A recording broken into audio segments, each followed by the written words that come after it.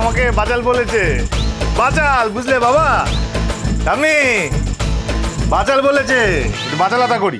বলছি এই সবজি টবজি কি কাটা আছে সমস্ত বলো তো। হ্যাঁ, যা সবজি আছে সবগুলো দাও, আর ওই মশলাপাতি যা আছে সেই সমস্ত মশলাগুলো আমায় দাও। ওসব বেটে টেটে সব ঠিক করে রেডি করে রেখে দিই। কেন এসব কি দরকার আছে? আর বাসন কোসন যা আছে, মানে কাঁচা পেতল স্টিল যা আছে সব দিয়ে দাও, সব মেঝে টেজে একদম পরিষ্কার করে রেখে দিই। আরে কেন করতে চাইছিস এগুলো? তো করতে তো হবে, নাহলে তো এই নিয়ে আবার ছুতে হবে ভোরবেলা, না বেরোতে দেওয়া হবে না। তখন নতুন নতুন কাজ খুঁজে বার করা হবে কি করে আটকানো যায়, সেই জন্যে। এই তো বাস।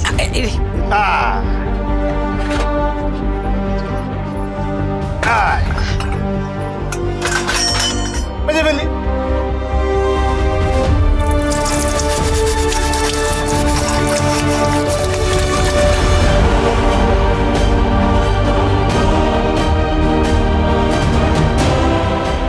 দেখেছ?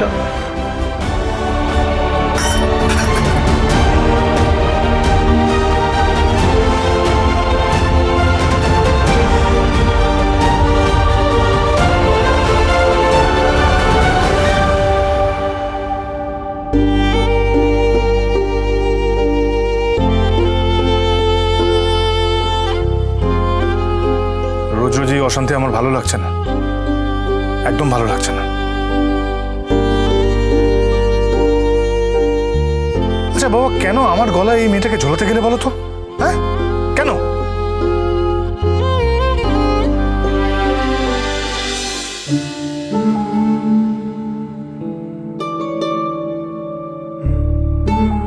বন্ধু, তুমি তো জিনিয়াস। ধুর, এতে আবার জিনিয়াসের কি আছে? নেই আবার, এত বুদ্ধি করে তুমি মেজদার সমস্ত ট্রফি ফিরিয়ে এনেছো। সত্যি আমি তো এটা ভাবতেই পারছি না। এগুলো এখন আর তোমার মেজদার নয় বোন, এগুলো এখন আমার প্রপার্টি। মানে?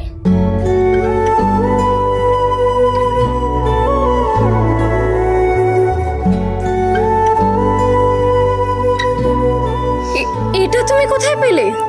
তোমার মেজদার আলমারিতে লুকোনো ছিল। এরকম একটা ছবি আছে, তুমি সেটাই জানতে না, তাই না? না, আমি তো এটা প্রথমবার দেখছি। সত্যি মামুনি কি সুন্দর আঁকতো। আঁকতো? কেন এখন আর আঁকেন না? না গো, এখন তো আর আঁকতে দেখি না। আর মিসদাকে এরকম কখনো ভালোবাসতেও দেখিনি। আমি আজ তোমার মামুনির একটা অ্যাসিড টেস্ট নেব। Acid test? তোমার মেজদার মা মানে আমার শাশুড়ি মা, যিনি নিজের ছেলের সাথে সৎমায়ের চেয়েও খারাপ ব্যবহার করেন, আমি তার একটা পরীক্ষা নেব। কিন্তু তুমি মামুনির কি পরীক্ষা নেবে?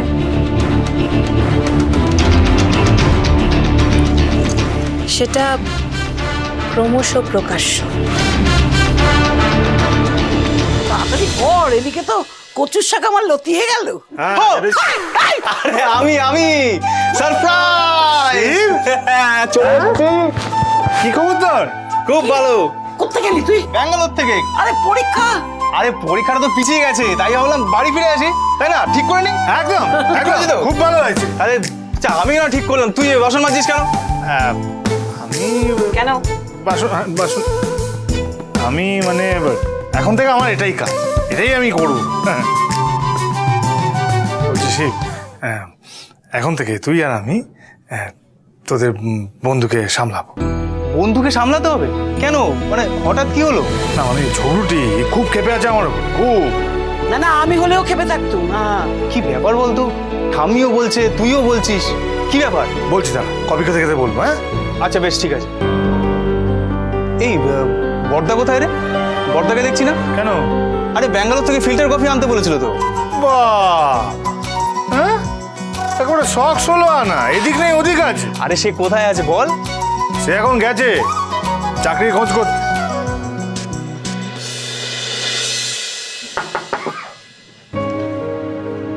May I come in, sir? Yes, please.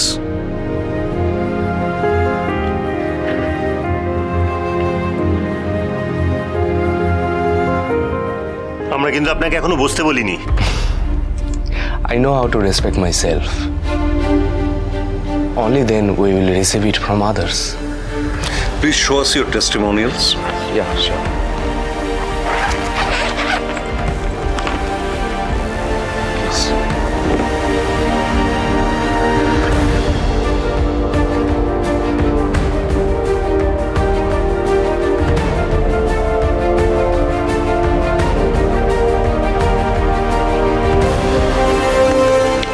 অনেক ডিগ্রি নিয়েছেন দেখছি। Life is a lesson. We must learn till we die. ওকে, তাহলে এবার আমরা ইন্টারভিউটা শুরু করি। তার আগে আমি আপনাদের এডুকেশনাল কোয়ালিফিকেশন জানতে পারি কি?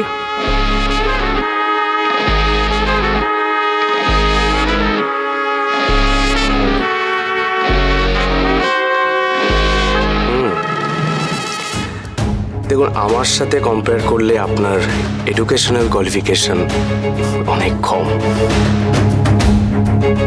Sorry, please excuse me.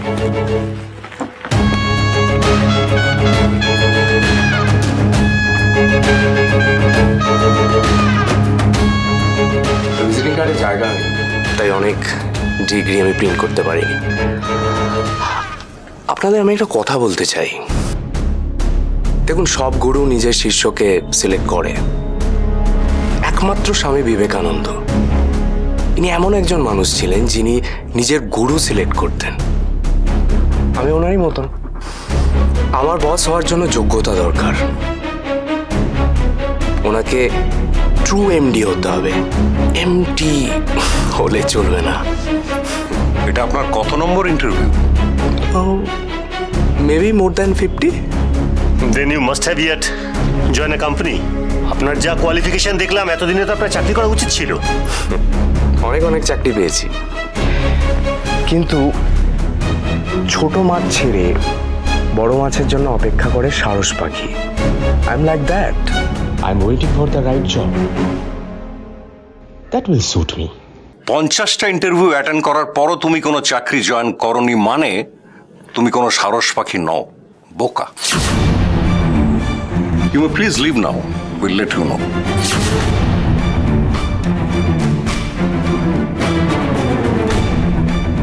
আমি আপনাকে বলছি, আপনি লিখে রাখুন, এ কোনোদিনই এর মনের মতো চাকরি পাবে না।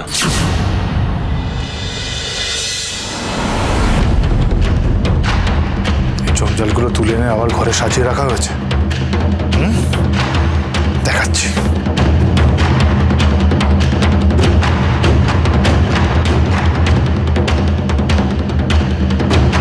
দেখাচ্ছি। না, একদম না। এগুলো আমার প্রপার্টি। আপনি খবরদার এগুলোতে হাত দেবেন না। কি বলেন আপনি? আপনার প্রপার্টি? আমি বলতে চাইছি, আপনি তো এগুলো ভ্যাটে ফেলে দিয়ে এসেছিলেন। আপনি আপনার খাটনির, আপনার মেধার অসম্মান করেছেন, তাই এগুলো আপনার প্রাপ্য নয়। এগুলোর উপর আপনার কোনো অধিকার নেই। আমি এগুলো ভ্যাট থেকে উদ্ধার করে এনেছি, তাই এখন থেকে এগুলো আমার প্রপার্টি। আপনার প্রপার্টি মানে? হ্যাঁ, মাও এই কথাটা বলতো ছোটবেলায় আমাকে, সেম কথা। আমি নাকি মায়ের প্রপার্টি? আমি আপনার কথা বলিনি, আমি বলেছি এই পুরস্কারগুলো এখন আমার সম্পত্তি।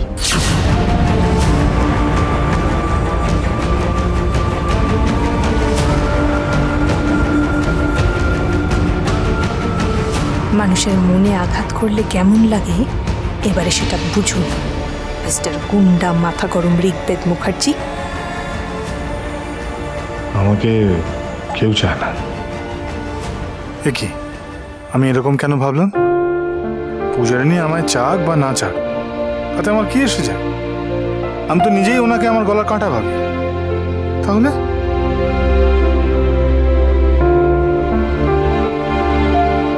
আপনার মনে কি চলছে আমি খুব ভালো করে জানি। দাঁড়ান।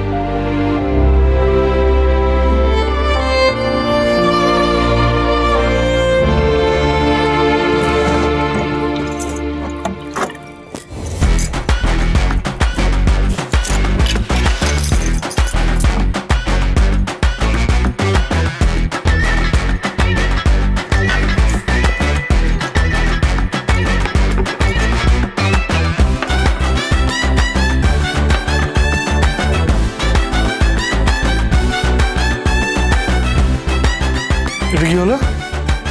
হ্যাঁ, আপনি এই বোতলগুলো আমার নাকের ডগায় ওইখানে ওইভাবে রেখে দিয়েছিলেন? আপনার এই স্বাদের মদের বোতলগুলো এখানে রাখলাম।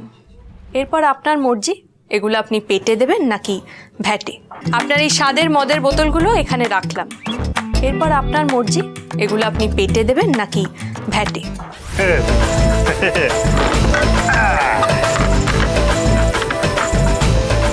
এই যে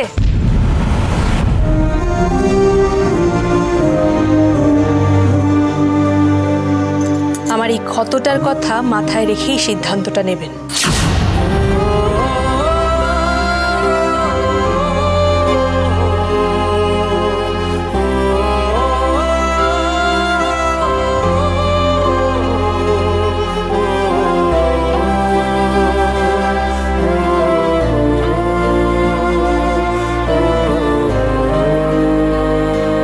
আপনি এই বাড়িতে বেশি দিন থাকবেন না, আমি জানি।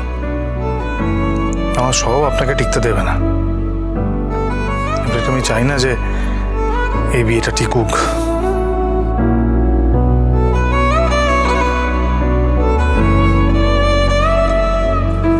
কিন্তু যেদিন আপনি এই বাড়ি ছেড়ে চলে যাবেন সেদিন আপনার এই চ্যাটাং চ্যাটাং কথাগুলো খুব মিস করবো জগরুটি।